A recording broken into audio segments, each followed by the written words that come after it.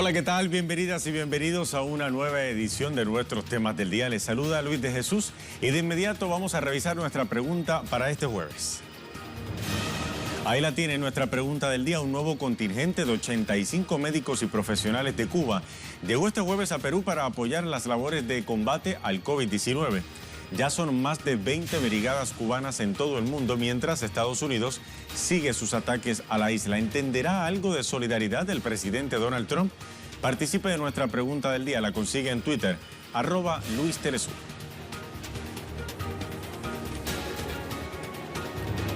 Vamos a iniciar de lleno las informaciones. Este jueves comenzaron en Estados Unidos las honras fúnebres a George Floyd, cuyo asesinato a manos de un ex policía ha desatado una ola de masivas protestas en varias ciudades contra el racismo policial.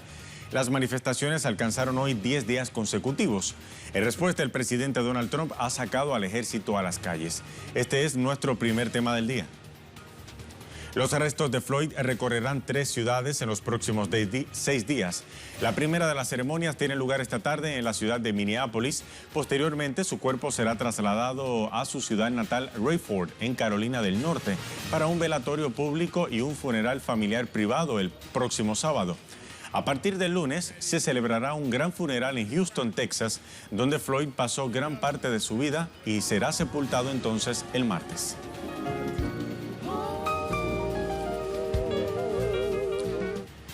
Y a 10 días del asesinato de Floyd, los ciudadanos siguen protestando en las calles de Estados Unidos. En Nueva York, por ejemplo, se han realizado más de 10 marchas simultáneas en las últimas horas. También en Los Ángeles, Washington, D.C. y otras 100 ciudades se han reportado manifestaciones. Más de 10.000 personas han sido arrestadas ya por los cuerpos de seguridad y los actos de violencia por parte de la policía continúan. Vamos a ver a esta hora lo que tienen ustedes en pantalla. Son imágenes en vivo desde la localidad de Santa Mónica, California, donde a esta hora se registran nuevas manifestaciones en contra del asesinato de George Floyd y en contra de la violencia racial por parte de las autoridades. California es tan solo una de las más de 70 ciudades en todo el país que han reportado manifestaciones en los pasados 10 días en contra del asesinato de este hombre afroamericano. Vamos ahora hasta Washington con nuestro corresponsal Jorge Gestoso, quien nos envía el siguiente reporte. Adelante, Jorge. Saludos. Muchas gracias. Esta tarde se realizó la primera ceremonia de recordación de la vida de George Floyd en la Universidad North Central de Minneapolis, en una ceremonia privada que fue dirigida por el reverendo Al Sharpton, quien fustigó duramente al presidente Donald Trump y sus políticas. Dijo que no van a permitir que se utilice la muerte de George Floyd como un instrumento, como un elemento político para sacarle provecho, y denunció una vez más toda la historia de marginación de la sociedad afroamericana en los Estados Unidos, la larga historia de pobreza, discriminación y racismo, xenofobia. Y también aclaró de que esto no va a terminar aquí, va a ser también un acto, se va a realizar pronto, estamos hablando del mes de agosto, para continuar esta lucha por los derechos de la sociedad afrodescendiente en los Estados Unidos. Y mientras ocurría eso, también ocurría en la misma ciudad de Minneapolis, que se vio presentado en corte los 4 policías que asistieron justamente al policía que asfixió a George Floyd durante 8 minutos y 46 segundos, asfixiándolo y matándolo delante de los otros 3 policías quienes fueron acusados de complicidad. Los 4 están a esta hora arrestados, están tras las rejas, y una vez que se hagan las acusaciones formales y llegue el turno a la justicia, podrían enfrentar hasta 40 años de prisión. Volvemos contigo. Gracias a Jorge Gestoso por actualizarnos desde la capital estadounidense. El presidente Trump ha intentado justificar el despliegue de fuerzas militares para mitigar las protestas con una ley federal que data de 1807. El marco jurídico habilita al Ejecutivo a desplegar las tropas dentro de su territorio para acabar con el desorden, la insurrección y la rebelión. Sin embargo, según el secretario de Defensa, la llamada ley de insurrección solo debe invocarse en última instancia. Analistas estiman que el malestar colectivo en las calles es comparable con los disturbios que se registraron en abril de 1968. Allí fueron los más violentos en la historia de Estados Unidos. En aquel entonces, el asesinato de Martin Luther King Jr. desató masivas manifestaciones en todo el país. Y la ley de insurrección había sido también invocada por última vez en 1992. Fue durante la lucha por los derechos civiles de los afrodescendientes en el siglo XX. Los presidentes Dwight Eisenhower, John F. Kennedy y en especial Lyndon Johnson recurrieron a la normativa en distintos momentos. Johnson en especial invocó la medida en 3 ciudades distintas en abril de 1968, cuando las revueltas por el asesinato de Martin Luther King Jr. La última vez que se llevó al ejército a la calle fue también en 1992, como destacábamos, por las protestas que surgieron luego de que 4 policías fueran exonerados, luego de golpear brutalmente a un taxista afroamericano.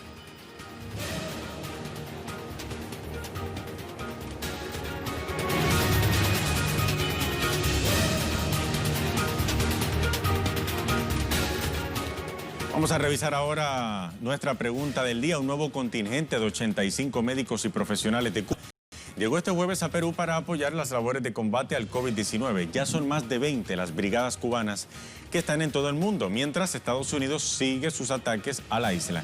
¿Entenderá de solidaridad el presidente Donald Trump? Participe de nuestra pregunta del día, la consigue en Twitter, @LuisTelesur. Y antes de una pausa, Telesur les invita a ver En Clave Política, nuestro programa de análisis que toma el pulso democrático en América Latina y que descifra los acontecimientos en el tablero político. Esta noche será con Roland Roebuck, líder de la comunidad latina en Washington. Allí abordaremos la explosión social en Estados Unidos. No se pierda esta noche En Clave Política a las 20:30 hora México y Ecuador, 21:30 de Venezuela, 22:30 de Argentina y 3:30 en España.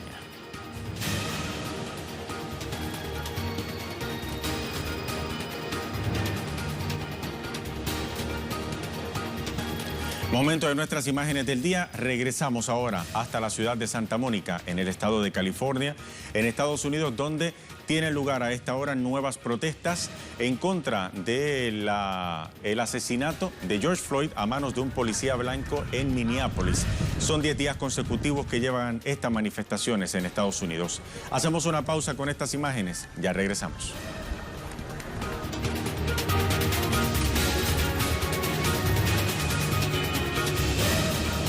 Hoy de temas del día, trabajadores de la salud y la educación se movilizaron en Colombia este jueves para demandar al gobierno mayores recursos para ambos sectores. Exigen también mejores condiciones laborales en medio de la pandemia del COVID-19. Este es nuestro segundo tema del día. Los trabajadores de la salud solicitan al gobierno mayores recursos para hacer frente a la pandemia, mientras la Federación Colombiana de Trabajadores de la Educación organizó un plantón en Bogotá para exigir medidas que garanticen la renta básica para la alimentación y la subsistencia del pueblo en medio de la pandemia. Los maestros aseguran que las nuevas disposiciones para el regreso a clases son un riesgo tanto para alumnos como para maestros y afirman que los colegios públicos no cuentan con infraestructura ante la crisis pandémica. La razón fundamental, hay muchas. Una, el gobierno ha emitido una directiva ministerial imponiendo que a partir del 1 de agosto debemos retornar a los colegios de manera presencial. Eso expone el contagio 20 millones de personas, el 41% de la población. Si usted suma los estudiantes, los maestros, los demás trabajadores de la educación y por supuesto los padres y madres de familia. Retornar al colegio sin condiciones nos expone el contagio. Lo que hay que tener claro es que estamos enfrentando al sistema capitalista. Ellos, los capitalistas, la clase en el poder, no van a soltar un peso más porque para ellos la acumulación es fundamental. Entonces ellos no van a invertir más en educación, en salud, y lo que hacen siempre lo van a atar al mercado, es decir, a la ganancia. A ellos les interesa que muera cierta parte de la población y no importa, lo importante es salvar la economía y sus negocios. Para ampliar esta información, vamos ahora hasta la ciudad de Bogotá con nuestro corresponsal Hernán Tovar, quien tiene más detalles. Adelante, Hernán. Gracias, sí, efectivamente, a nivel nacional, en Colombia se vienen dando una serie de protestas por parte de dos sectores en particular, el sector de la salud, que está exigiendo más recursos y elementos de bioseguridad en los hospitales y clínicas del país, y otro es el sector de los maestros, que también han salido a las calles. Nosotros nos encontramos en este momento en la ciudad de Bogotá, frente al Ministerio de Educación, donde los profesores han venido haciendo una serie de plantones en relación también a la exigencia que le hace el gobierno por más recursos para la educación. Ellos han guardado debidamente aquí el distanciamiento social en esta protesta, pero para que ampliemos más el porqué de la presencia de los maestros, aquí nos encontramos con la profesora Sofía Álvarez, que nos va a explicar, profe, con las buenas tardes, las pretensiones de este plantón y esta movilización también a nivel nacional que hacen los maestros. Muy buenas tardes. Sí, señor, estamos rechazando la directiva ministerial número 11, que pretende que los maestros y estudiantes, comunidad educativa, regresemos a clase el próximo 1 de agosto. Pensamos que las condiciones no están todavía, que es demasiado irresponsable hacer ese tipo de proyección, porque las cifras están hablando por sí solas y la curva viene ascendiendo. Ese es el primer elemento. El segundo elemento, nosotros estamos trabajando desde casa sin tener las condiciones, porque no hay conectividad para los estudiantes. Siempre hemos pedido los recursos, la reforma al Sistema General de Participaciones, que desde el año 2001 se encuentra desfinanciada tanto educación como salud, agua potable, saneamiento básico. Entonces estamos pidiendo esa reforma al Sistema General de Participaciones, no se ha dado por tal razón. La educación es uno de los pilares que nos faltan demasiados recursos, y en este momento se evidencia mucho más, pues siempre hemos estado con falta de recursos, pero en este momento de pandemia, donde para proteger la vida hemos estado trabajando desde casa en las circunstancias que ya mencioné, se evidencia la falta de conectividad. Lo tercero, estamos exigiendo la renta básica para las familias colombianas. Ya se han hecho los cálculos, los expertos, y pensamos que sí es viable, y esa es una de las exigencias, en vez de estar entregando recursos que son auxilios clientelistas como Familias en Acción. Entonces es mejor dar una renta básica de un salario mínimo durante 3 meses para que las familias, que son en mayor parte los padres de nuestros estudiantes, se puedan quedar en casa y garantizar así el derecho a la vida, que es fundamental. Muchísimas gracias. Muchas gracias, profe Sofía, muy amable. Nosotros seguiremos en esta presencia de las manifestaciones que hacen estos sectores, exigiéndole al gobierno más recursos para tanto la salud como la educación. Siguen ustedes con más de Telesur Noticias. Gracias, Hernán Tobar, por el reporte desde Bogotá. Bien, vamos a revisar ahora otras informaciones que también son noticia, y para ello vemos las cuentas en Twitter de nuestros corresponsales. Parcial convocado para esta jornada de 9 a 1.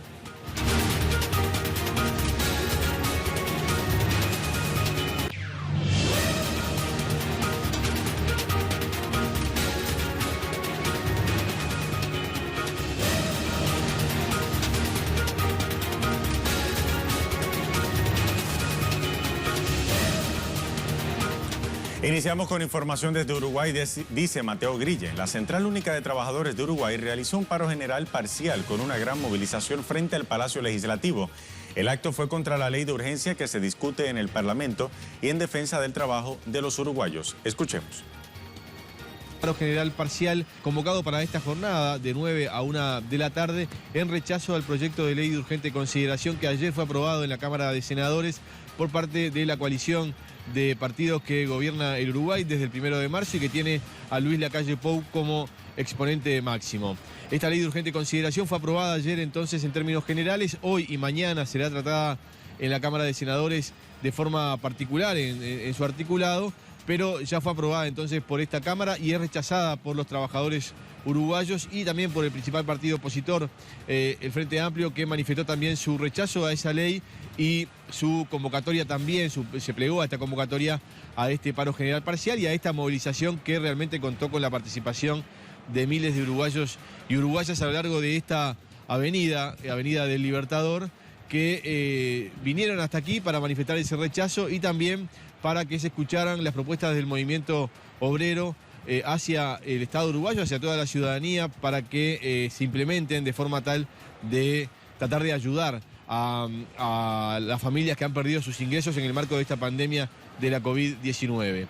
Se calcula que son cerca de 400.000 familias que han perdido sus ingresos y el movimiento obrero plantea una renta básica transitoria que ayude de alguna manera a estos hogares y además que se cuide el empleo porque está aumentando el desempleo en el Uruguay, ya llegó al 10% y se prevé que en breve aumente algunos puntos más, por lo cual los trabajadores quieren primero dar el alerta y además manifestar su rechazo a las políticas que puedan profundizar tanto el desempleo como la caída del poder adquisitivo de las familias uruguayas. Vamos a ver ahora información desde México, dice Eduardo Martínez, sobre las cifras de fallecimientos en México asociados a la COVID-19. Escuchemos. De México continúan informando sobre la evolución de la epidemia provocada por el nuevo coronavirus. En ese sentido, se dio a conocer que el día de ayer ya se han rebasado los 100,000 casos confirmados de COVID-19. Sobre el número de muertes ha habido una polémica precisamente porque en 24 horas se sumaron 1,092 defunciones. En ese sentido, el subsecretario de Salud, Hugo López-Gatell, explicó que se debe a que son casos que se vienen acumulando desde el mes de abril, incluso algunos de ellos, y que ha habido un desfase entre la información que entregan las autoridades sanitarias de los estados y también, desafortunadamente, muchas personas mueren antes de conocer su diagnóstico positivo por este nuevo coronavirus. En ese sentido, ha señalado que en ningún momento México ha rebasado las 1,000 muertes en un solo día. Así, el presidente Andrés Manuel López Obrador también se refirió a cómo se han abordado estos temas y este tipo de situaciones en los medios nacionales y también internacionales y aseguró que México se encuentra en el número 18 del ranking mundial en el número de fallecimientos asociados a la COVID-19. Vamos a ver ahora información desde España. Nos dice Adriana Cardoso. Confusión en el gobierno ante la reapertura de fronteras europeas. Anunciaron apertura con Francia y Portugal el 22 de junio, pero han rectificado. El 1 de julio comenzará a llegar el turismo extranjero. Vamos ahora a información desde China. Iramsi Peraza. Consejo Legislativo de Hong Kong aprobó hoy una ley que contempla sanciones de hasta 3 años de cárcel para quienes irrespeten el himno nacional chino.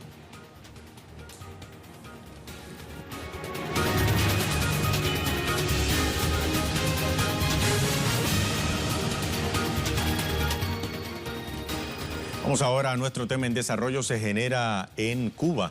La mayor de las Antillas envió nuevas brigadas de médicos y profesionales a Guinea y Kuwait para ayudar en las labores de combate al coronavirus. Mientras, otro contingente llegó también esta madrugada a Perú. Estas brigadas son parte de la cooperación de Cuba con pueblos de todo el mundo para hacer frente a la pandemia. Desde La Habana, nuestra corresponsal Nayara Tardo nos amplía. Hola, un gusto saludarte. Así es, Cuba continúa con el envío de brigadas médicas al mundo para apoyar el enfrentamiento a la COVID-19 en medio de una fuerte campaña lanzada por Washington con la intención de desacreditar la colaboración internacional de la isla. Este jueves llegó a Perú un grupo integrado por 85 especialistas de la salud. A su arribo a ese país fueron recibidos por la Confederación General de Trabajadores de Perú. Este mismo jueves en la mañana partieron también otras 2 brigadas del contingente Henry Reef hacia Guinea-Conakry y hacia Kuwait. La brigada que partió hacia Kuwait está integrada por 298 especialistas de la salud, mientras que la de Guinea-Conakry la integran 21 colaboradores cubanos. Cuba ya tiene antecedentes de colaboración en Guinea-Conakry, pues en el año 2014 la brigada Henry Reef cubana se incorporó a la lucha contra el ébola en ese país africano. Con estas brigadas que se han incorporado al enfrentamiento a la COVID-19, suman ya 33 las brigadas del contingente Henry Reef que están distribuidos en unos 25 países en el mundo.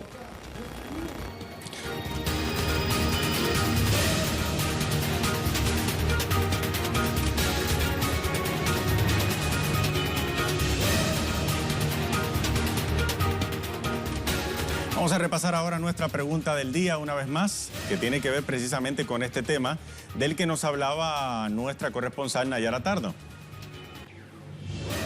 Un nuevo contingente de 85 médicos y profesionales de Cuba llegó este jueves a Perú para apoyar las labores de combate al COVID-19. Ya son más de 20 brigadas cubanas en todo el mundo. Ya son más de 20 brigadas cubanas en todo el mundo, mientras Estados Unidos sigue sus ataques a la isla. ¿Entenderá de solidaridad del presidente Trump?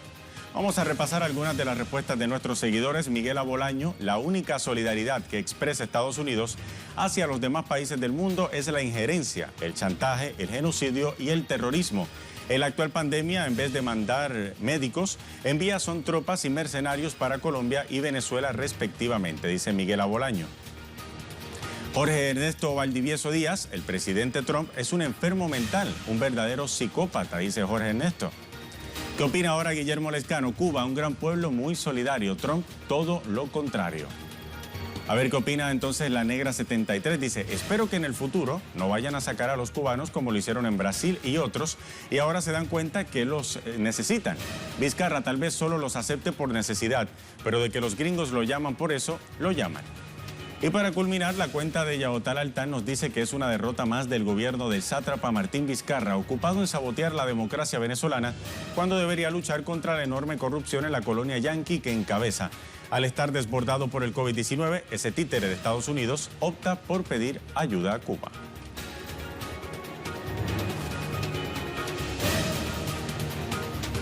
Y ahora los dejamos con nuestro video web del día, producciones audiovisuales que usted puede conseguir compiladas en la cuenta de Facebook de Telesur. Los niños y niñas en medio de las guerras y conflictos bélicos son víctimas del reclutamiento como soldados. También el homicidio, la violencia sexual, el secuestro, ataques contra escuelas y hospitales, y aunado a esto se suma también la ausencia de ayuda humanitaria internacional. Hoy, precisamente 4 de junio, se conmemora el Día Internacional de los Niños Víctimas Inocentes. Con este material los dejamos. Hasta la próxima.